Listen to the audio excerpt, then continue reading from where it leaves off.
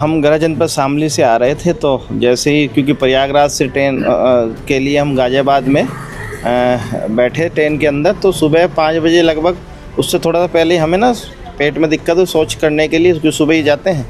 तो जैसे गए तो वहाँ खिड़की के पास एक युवक खड़ा था और उसने हमारे ऊपर हमला कर दिया। ऐसा है कि जो अटेंडेंट है, जैसा कि हमको समाचार में बताया गया है, वो कह रहा है कि बाथरूम में गए तब तक तो ठीक थे, बाथरूम से निकलने के बाद से इनका ये हाल हो गया। तो बाथरूम में जब गए तो ठीक थे, तो बाथरूम से निकलने के बाद उनको किसने मार दिया?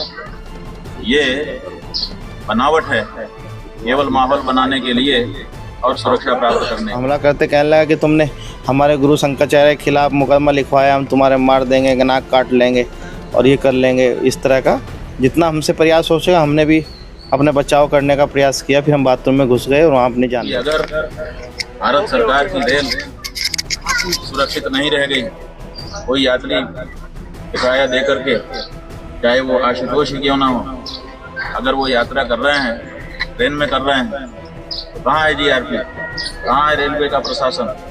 कैसे किसी यात्री के ऊपर हमला हो जाए? नहीं, अभी तो नहीं पकड़ा गया है क्योंकि वो भाग गया है, और ये पूरा हमला अभिमुक्त सुनन द्वारा ही कराया गया है हमारे ऊपर। जांच ठीक से की जाए, निष्पक्ष रूप से, और दूध का दूध, पानी का पानी किया जाए। तो हम क्यों ऊपर कर दें, समस्या डालेंगे?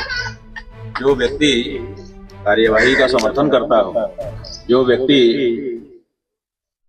ये कहता हो कि इस पर निर्णय कर लिया जाना चाहिए जांच करके, वो किसी पे हमला क्यों करेगा? शंकराचार्य स्वामी अभिमुक्तासुरानंद सरस्वती के खिलाफ नाबालिग शिष्यों के यौन शोषण का मामला दर्ज कराने वाले आशुतोष ब्रह्मचारी पर चलती ट्रेन में जानलेवा हमला किए जाने का सनसनीखेज मामला सामने आया है। घटना के बाद पूरे मामले में हड़कंप मच गया है और पुलिस जांच में जुट गई है। जानकारी के अनुसार आशुतोष ब्रह्मचारी रीवा एक्सप्रेस में सफर कर रहे थे। जब ट्रेन प्रयागराज की ओर बढ़ रही थी, तभी चलती ट्रेन में एक अज्ञात हमलावर ने उन पर धारदार हथियार से हमला कर दिया। हमलावर ने उसकी नाक काटने की प्रयास किया और उस पर कई वार किए, जिससे वो गंभीर रूप से घायल हो गए। घटना के बाद ट्रेन में अफरा तफरी मच गई है और यात्रियों ने किसी तरह हमलावर को रोकने की कोशिश की। हमले के बाद आशुतोष ब्रह्मचारी ने आरोप लगाया है कि इस हमले के पीछे शंकराचार्य स्वामी अभिमुक्तासुरानंद सरस्वती और उनके कुछ सहयोगियों की साजिश हो सकती है। उनका कहना है कि पहले भी उन्हें धमकियां मिल चुकी हैं। वहीं इस पूरे मामले पर स्वामी अभिमुक्तासुरानंद सरस्वती का भी बयान सामने आया है। उन्होंने आरोपों को सिरे से खारिज करते हुए कहा है कि आशुतोष ब्रह्मचारी सुरक्षा हासिल करने के लिए इस तरह की घटना का दावा कर रहे हैं। उनका इस मामले से कोई लेना देना नहीं है। घटना को लेकर प्रयागराज के सरकारी रेलवे पुलिस थाने में मामला दर्ज कर लिया गया है।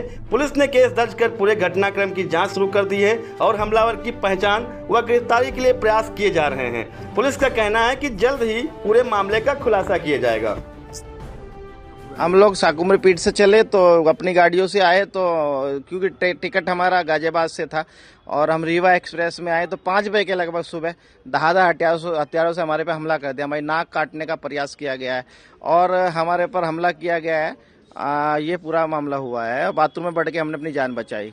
ये अभिमुक्तेश्वरन के खिलाफ जो पॉक्सो के तहत छोटे छोटे बटुक का जो मुकदमा दर्ज कराया था, तो उसके तहत ही हमारे पे घोषणा किया गया था कि 21 लाख रुपए मिलेंगे जो आशुतोष ब्रह्मचारी की नाक काट के लाएगा, 100 भी सनातनी लाएगा। तो उसके तहत ही हमारे हत्या का प्रयास कराया गया है। हाँ, मैंने इलाहाबाद में FIR दर्ज कराई है। किन लोगों के खिलाफ? अभिमुक्तेश्वरानंद, मुकुंदानंद, अरविंद और प्रकाश और दिनेश शर्मा। हम प्रयागराज आ रहे थे और गाजियाबाद से हम बैठे थे, यहाँ पैरवी करने के लिए आए थे हम लोग।